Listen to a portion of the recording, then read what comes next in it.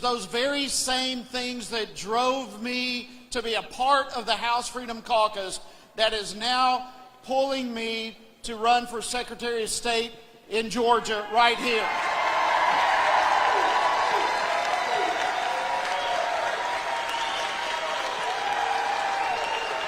Thank you. Thank you very much.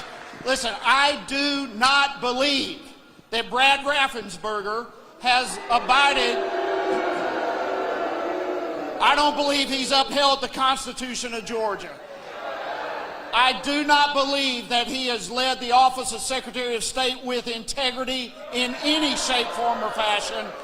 He has not had the best interest of Georgia on his mind, but I tell you what he has done.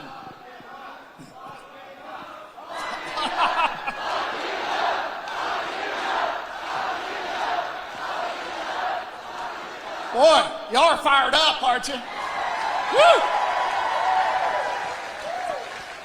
But let me tell you what we do have from Brad Raffensperger. We lost the presidency here in Georgia, and we now have two of the most liberal, radical, left-wing senators in the nation because of Brad Raffensperger.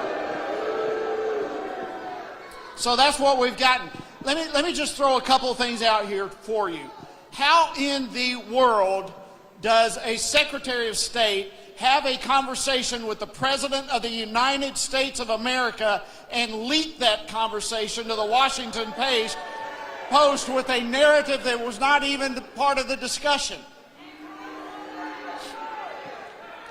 How does he, there are so many breakdowns with our current Secretary of State. How does he now, after refusing to admit it for so long, how is he now admitting that Fulton County had multiple irregularities and problems, and yet he did nothing about it with their management?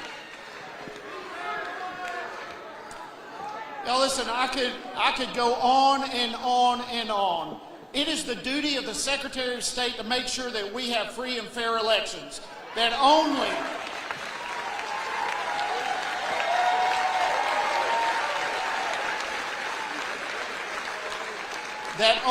legal ballots are cast, that only legal ballots are counted, and anyone else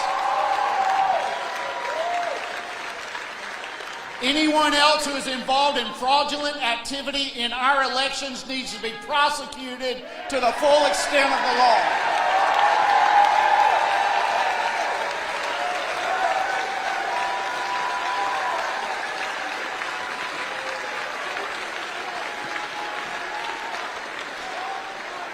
Let me share with you a couple of things.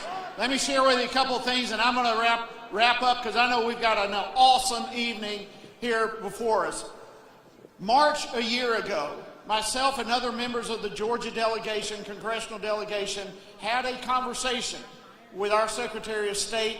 We urged him not to send out applications for absentee ballots to everyone on our voter registration file. We knew that was a disaster waiting to happen.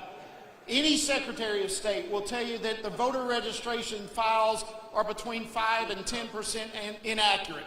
People die every day, right? People move. There's a host of reasons our files are inaccurate. And here we have 7 million voters approximately in Georgia, 10% inaccurate files. This is a disaster about to happen.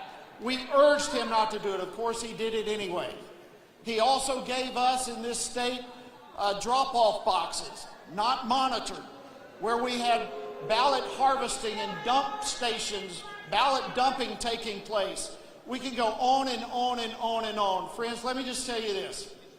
I'm a member of the Oversight Committee, a leading member of Oversight in Washington, D.C. For almost a year and a half now, we have been fighting on the front line to prevent H.R. 1 from becoming the law of the land, where the federal government takes over our elections.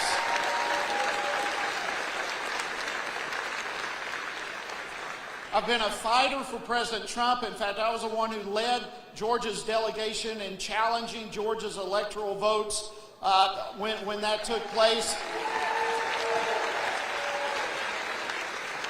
And it's for these reasons that within an hour of me announcing that I'm running for Secretary of State, that President Donald Trump jumped in with a glowing endorsement. He's 100% behind us.